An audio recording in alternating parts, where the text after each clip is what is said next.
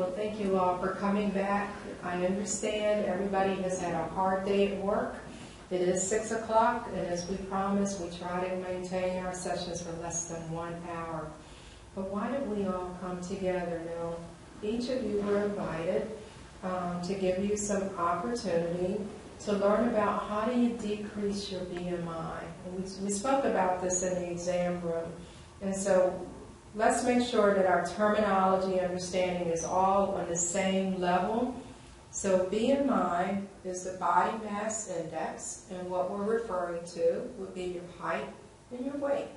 And we also spoke in the exam room that we would like to see your BMI less than 29, meaning 29 and under. And why is that? If it's 29 and under, then we know that you're going to have a decreased risk of diabetes, or if you already have diabetes, it'll be better controlled. We know it's going to decrease discomforts of the knee, of the back. You'll feel better overall, as well as decreasing your cardiovascular risk factors, meaning decreasing the risk for stroke and heart attack. Now that's a lot. But how do we get there? So we figured out that you can decrease your BMI by either getting taller, and I don't think any of us in this room are able to get taller at this point, and unfortunately, because we're all women, we're actually getting shorter, and as we get shorter, our BMI actually goes up. So the only other option is to decrease our body weight. That's the challenge. And we've been dealing with this for years and years, and we've discussed it over and over again. So for the next hour, we're going to talk about why is it so difficult to decrease the BMI. And we're going to talk about BMI. We're not going to talk about weight. BMI, because we're trying to make a change in our health and what happens to us as we get older in life. We want to make a difference. We don't want to see strokes. We don't want to see heart attacks. I'm hoping that we can all accomplish getting to health. So let's talk about how did we even get to this point? Well, one of the problems that we note in the United States is this country, and where we live, right here in North Carolina, our BMI is going up. We're getting higher and higher numbers. And as a result of that, the health of our country is not very good. So we want to be able to do something about it. And in our own southeastern region, in terms of the United States, we have some of the highest BMI numbers, and it is making a difference. When we talk about healthcare costs, when we talk about people missing work and disability, it's because we're not healthy because our body BMI is going up. So we want to make a difference there. Now let me say this, it's not just southeastern portion of the United States, it's the whole country.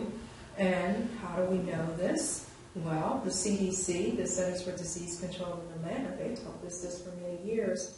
But we also know that our own White House, our president's wife, Mrs. Obama, thought that this problem was such an issue that she actually made it a national project. A lot of people are wondering, why is Mrs. Obama planting a vegetable garden in the back of the White House? Well, I can assure you, it's not because she wants to go pick vegetables out of the lawn of the White House, but she wanted to make a difference. I just had a patient tell me yesterday, say to me, oh, it costs too much money to get healthy foods. Well, you know what? Grow it. I witnessed the most beautiful CNN program the other night where a woman right here in North Carolina started growing healthy vegetables and donating it to the community. So there's no reason why we can't do that right here in our own community. But the problem is people have to understand what to do and how to do it. And that's what we're going to talk about today. When Regina Benjamin was Surgeon General for the United States, she identified this problem in children because she saw and the country sees that this problem is perpetuating throughout the generations. So what we as older people do, we're teaching the children. And unfortunately, it becomes a multi-generational problem. And so again, we want to see what we can do to affect the change. So that's what we look at on a national basis. Well, you know, we came together here in the county and we said, let's talk about what's happening in our own county. And so a group of us came together and we meet over at the health department and we meet once a month. And it was the different doctors here in the community, and we were all looking at the same problem. And we said, hey, let's look at our own numbers. And so we all pulled our numbers together. We had First Health, we had Family Medicine, we had Biggie Farmer's office, we had our office. So all of us actually came together as a collaborative. And we sat down at the table and we said, let's pull our numbers together. And we weren't very happy with what we saw in Hope County. And we said, we need to do something about it. So it's our own community that we need to work on and do something about. How do we decrease our BMI? Well, we pulled our numbers together and we came up with that we have a lot of people who have BMI 30 and above, which means we have a lot of people who are already suffering from diabetes, hypertension, hyperlipidemia, having heart attacks and strokes, having back pain, knee pain. So these folks are already suffering if you're not suffering yourself. But if we don't do something, the kids are going to be suffering. And who's going to suffer the worst? Our adolescent teenagers, the girls who are in school, because they're getting bigger and bigger as they go through the improper behaviors in school. So that was one issue that we needed to take a look at. And so we said, we have identified the problem. Our county is getting bigger. We need to do something to help our county get smaller and healthier. And then the project, we decided, well, let's make a formal project. We made a formal proposal. We presented it to our county commissioners, and they adopted it. And they said, hey, that's a good idea. We're going to put our formal stamp of approval on it, and now it's a project. And then we said, you know, let's take it one step further. We did in our office. I said, I want to see in our office the patients. Who are the patients who are having a difficult problem with the BMI going up? And so we looked at our numbers, and I said, give me one page of folks who have BMI greater than 35. And we had a whole page, 2 and 3, come up. That's a lot of people. And then I said, what about, give me the top 5. What are their body weights? What are their body weights, the top 5? Well, the number 1 person weighed 800 pounds with a BMI greater than 80 and could not move out of their home, couldn't get around, and very young in age, 36 years of age. And then I said, well, where is this individual right now? You know, we're caring for them. We have to go to their home and take care of them because they don't get out of their home. He's no longer living. 36 years of age, no longer living. And then we said, okay, what about the second person? Look at the second person. Body weight, 600 pounds, can't get around, having multiple problems, difficulty breathing, because by the way, increased BMI also interferes with your respiration, and you have problems with breathing. Well, where is she? No longer living. And we looked at the next person. The body weight, 700 pounds. Where is this individual? No longer living. All of these people, with the exception of the lady, the other 2, one was age 36, the other one was age 55, and the other one was age 60. These people are no longer living. And the person who was age 36 didn't die of obesity, he did not die of diabetes, he didn't have a heart attack, he didn't have hyperlipidemia, literally died of complications associated with excess body weight. That's a problem. And then some of us are sitting here and we're thinking, wow, you know, this person couldn't get out of their house, it couldn't move around. What happened? Somebody had to be bringing them their food. Somebody was helping, and that's called enabling. And that meant the family was actually enabling this person to be that way. If the person didn't get the food, the individual got angry, they would yell at them, they would curse at them, and the family felt really bad, and they said, hey, go get them a bucket of chicken if that's going to keep them quiet. And that's what happens. We start to take on those behaviors within our family, and we allow that to exist, and the problem perpetuates itself.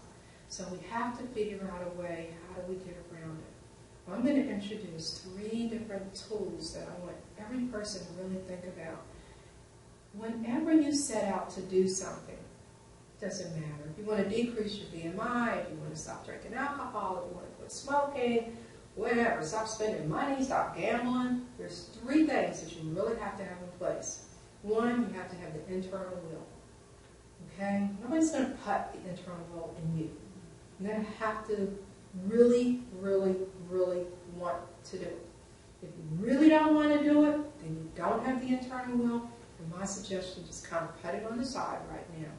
Second, we want to have good education, we want to have good resources, and we want to make sure that you're getting really good information and not just anything offline, www.whatever. No, that's not good information. We want you to have really good education, tools, and resources. And then the third is something that is difficult for a lot of people to grasp. And I just call it the spiritual motivation that folks use, meaning either they believe in something, they have spiritual guidance, they have meditation, whatever it is, it kind of pulls them together to say, you know what, I want to do this, I have education to do this, and now here's my spiritual well-being that's going to allow me to be successful. The belief that I will be successful. Those are the three components. The internal will, education, and a spiritual motivating factor. All three together. Now I'm going to stop right here, because usually what I say is, if you don't have all three together, maybe you have all the educational materials in the world, maybe you've been praying all day, but you really don't want to do it, it won't work. It will not work. And maybe you really, really, really want to do it, but you have the worst education because you're sprinkling stuff on your food and you think you're going to lose weight by doing it that way, it won't work. And so until you pull everything together, then that is the time where we can help you out. And we have the education and we have a couple of options that we can provide for you. And we're going to take it from here. But let me just ask, just kind of in general, does anybody have any thought on that? Do you think it's possible? Does it make sense? What do you think? We had a little bit of feedback. Yeah, I think it makes sense. Having all three. I guess one question I have is there anything you can do to help if you don't have the will? Is there sort of how can you move for somebody that isn't quite that component? How do you develop that component? You know, that's interesting. I had a lady say to me that she had this little pink dress that she wanted to wear. I don't know why she wanted to wear a pink dress. But anyway, she wanted to wear a pink dress. And she really wanted to get back into this dress. You know, she was in a size 22. The dress wasn't an 8. It was like a 16. But she really wanted to get into this dress. And she really, really wanted to do this. That's what she used as her, and she said, by February 14th, I want to wear that pink dress. And that's what she went for. And I said, wow, I would have never thought of picking an object. But people have their own, whatever that internal drive is.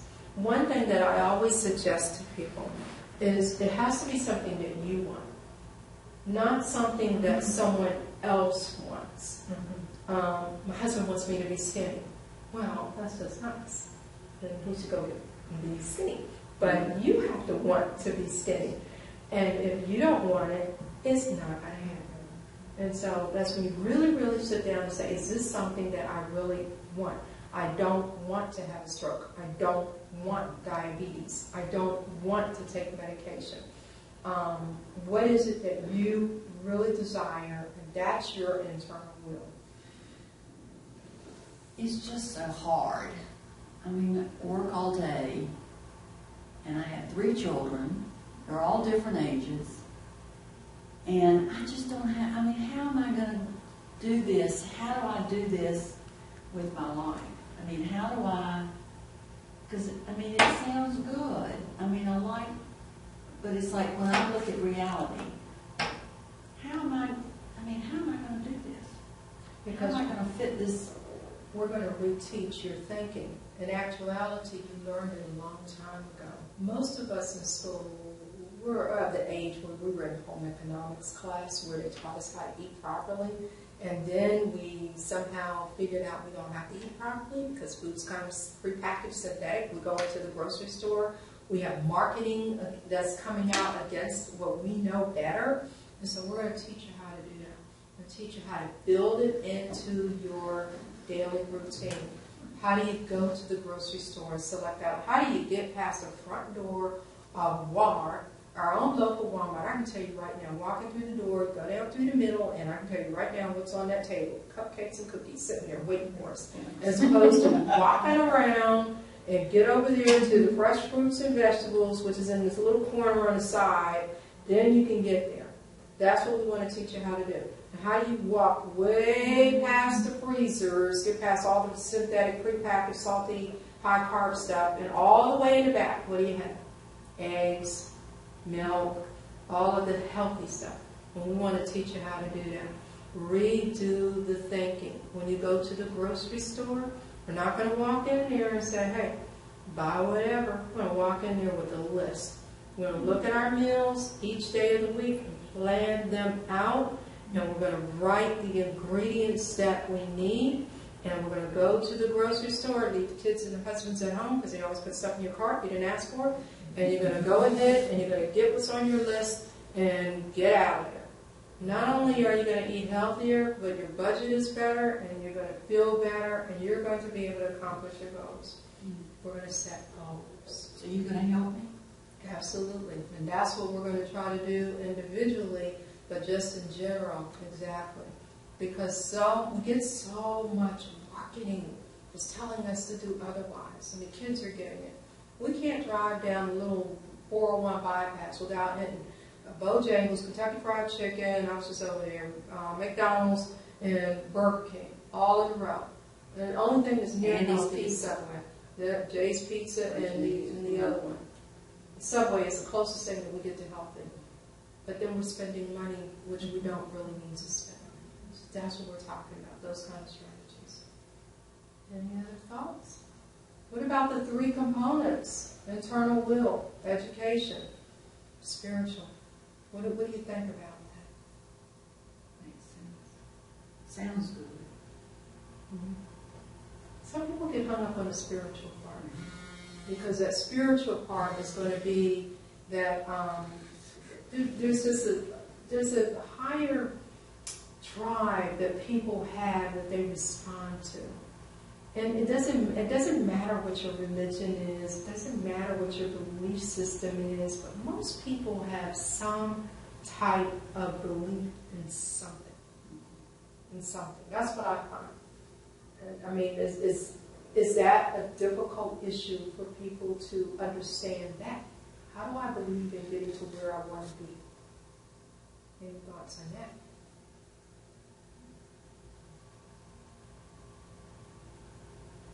I think it's hard. I don't know where I want to be. If I know I need to lose 60 pounds.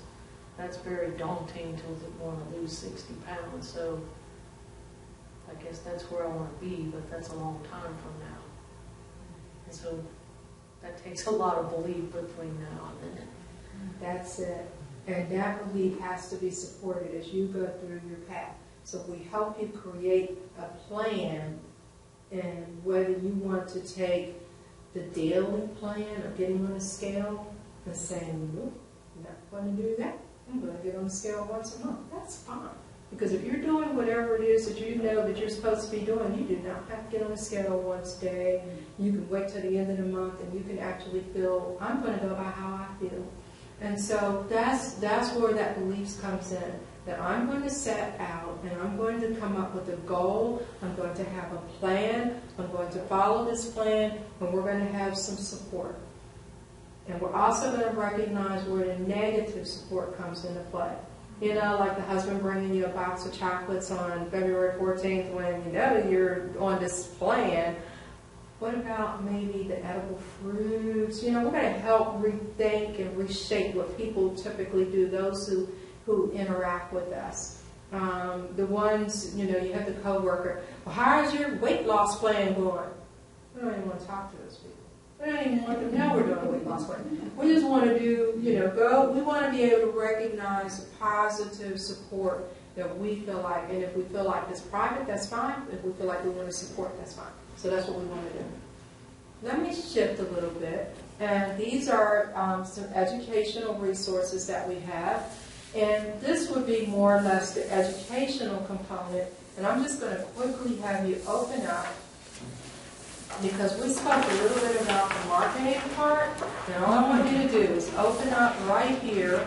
And when we look at the middle page, right in the middle, that's what we're talking about. And I love diabetes material because diabetes material incorporates low carbohydrate, and for most folks, that's the problem. Too many carbs, too much sugar, too much starch, too much potatoes, too many carbs. And if we can get rid of the carbs, that's a good start.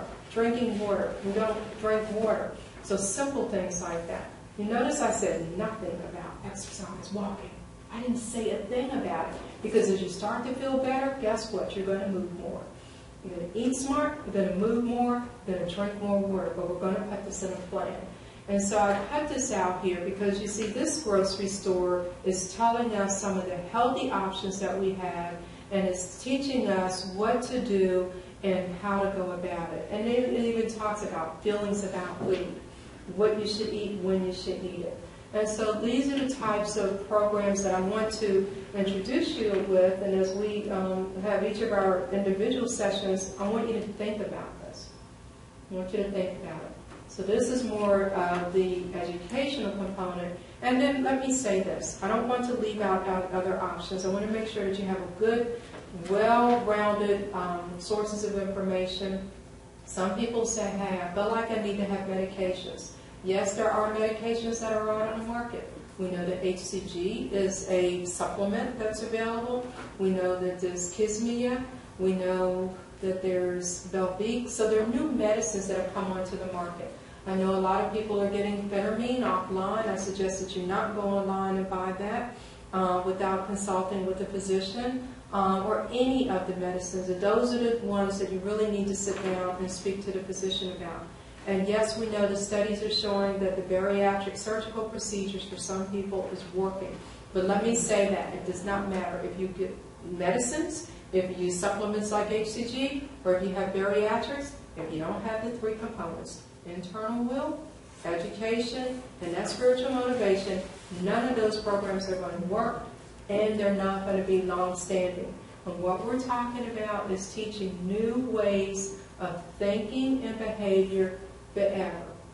Nobody wants to say that I'm trying to reduce my BMI 5 years from now. We want you to get the effect that you want and keep those habits forever and teach them to your children. Okay? So that's the modified version. I'll go ahead and stop here. But that I really shortened that.